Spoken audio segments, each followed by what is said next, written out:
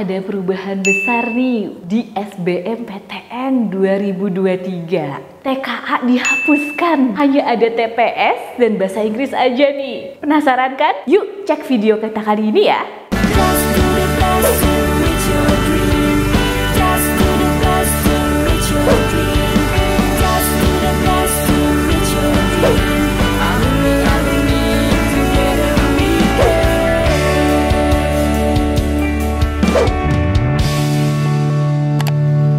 Bagi kalian yang lagi cari tryout UTBK dan ujian mandiri untuk masuk PTN, gak usah bingung karena GEP Media menyediakan tryout UTBK dan ujian mandiri untuk beberapa PTN ternama di Indonesia. Mulai dari harga 25.000, kalian sudah dapat ribuan soal prediksi, video pembahasan, dan ada kelas online juga loh. Tunggu apa lagi? Yuk daftar sekarang! Halo semuanya, balik lagi di GP Media Channel. Nah, kali ini kita akan bahas untuk update terbarunya informasi dari Kemendikbud. Oke, semuanya pada panik nih ya. Jadi baru aja tadi pagi, jam 9 pagi, itu Mas Menteri atau Pak Nadiem Makarim ini memberikan arahan nih untuk transformasi penerimaan masuk perguruan tinggi negeri. Nah, kali ini kakak akan bahas khususnya untuk SBMPTN. Jadi nih, beda banget di tahun ini sama tahun-tahun sebelumnya. Karena tahun-tahun sebelumnya Mas Menteri ini ngelihat bahwa banyak banget peserta didik itu yang hafalannya itu wah luar biasa berat, terus terbebani sekali gitu ya. Dan bahkan guru-gurunya juga harus dituntut untuk mengejar materi gitu. Sehingga kualitas belajar juga jadi makin menurun ya kan. Akhirnya yang tadi udah pada gila-gilaan tuh, yang pada panik, Pak Nadiem akhirnya bikin kebijakan bahwa sekarang tes mata pelajaran itu dihapuskan, tidak ada sama sekali ya. Jadi khusus untuk tes masuk perguruan tinggi negeri atau SBMPTN nanti itu lebih cenderung untuk TPS atau tes skolastiknya saja. Kira-kira apa aja sih tes potensi skolastik yang diberlakukan untuk ujian ini? Jadi ada dibagi 4 tuh.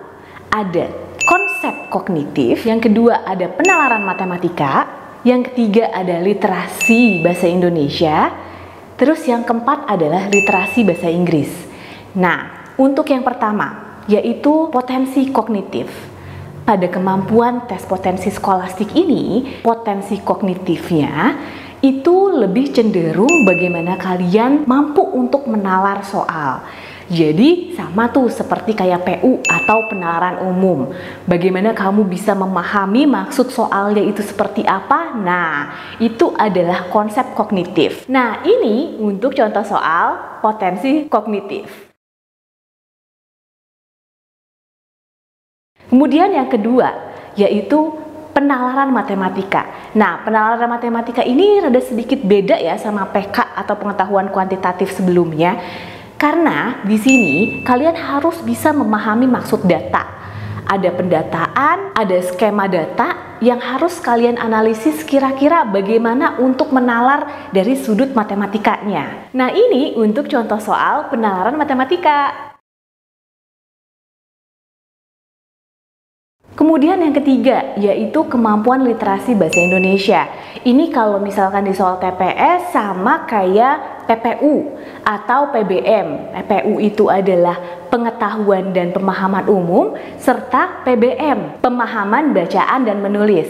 Jadi bagaimana kamu bisa memahami suatu literasi ataupun bacaan dan wacana untuk menjawab pertanyaan-pertanyaan yang itu menggunakan nalar kamu. Ini contoh soal untuk literasi bahasa Indonesia.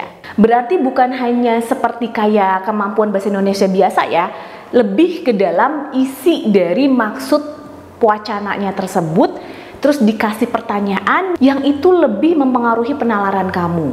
Jadi kamu harus dibikin untuk berpikir kritis dan menyelesaikan masalah yang tepat dalam soal tersebut. Kemudian ada literasi pemahaman bahasa Inggris. Kalau ini cenderung versi bahasa Inggrisnya. Jadi ada wacana juga dalam bentuk bahasa Inggris dan kamu diminta untuk menganalisis dari pemahaman bacaan bahasa Inggris tersebut yang kemudian dipertanyakan dalam soal. Ini contoh soal untuk literasi bahasa Inggris. Nah, contoh-contoh soal tadi akan kakak bahas di video selanjutnya ya. Jadi keseluruhan kemampuan tes potensi skolastik ini itu diharapkan untuk menunjang semua siswa untuk memahami dan mengerti maksud soal. Jadi nggak cuma sekedar hafalan yang banyak, terus abis itu di banyak banget tekanan yang harus kamu materinya itu penuh banyak. Nah, jadi nggak cuma hanya itu, tapi bagaimana kamu dapat menalar soal dan memiliki kemampuan logika yang tepat. Jadi diharapkan bimbingan belajar itu tidak untuk menekan, tetapi untuk menambah wawasan kalian, untuk menambah kemampuan dan daya nalar serta pikiran kalian, sehingga kalian itu memahami maksud soal. Karena penalaran setiap siswa itu harus dilatih untuk bisa memahami maksud soal, tetapi bukan hanya sekedar ngisi-ngisi jawaban aja, tapi ngerti maksudnya itu apa sih, ini jawaban yang tepat harus gimana.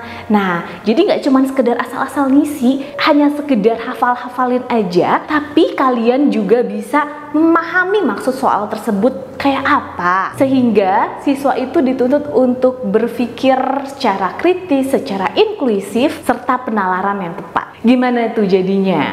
Buat teman-teman yang pada nonton nih, kalian harus mengatur strategi kembali lagi untuk bisa memahami maksud soal. Dan dari penjelasan kakak itu, berarti mulai dari sekarang kalian harus lebih memahami maksud soalnya.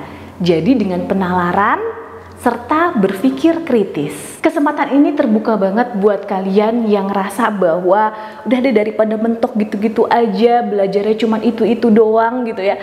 Aku pengen menambah kemampuan aku dalam bentuk penalaran soal yang tepat. Inilah kemampuan dari tes potensi skolastik itu yang nanti difokuskan. Jadi kalian harus tetap semangat dan atur strategi dengan baik untuk mencapai perguruan tinggi negeri favorit kalian semua. Semoga informasi yang kakak kasih ini bermanfaat buat kalian ya.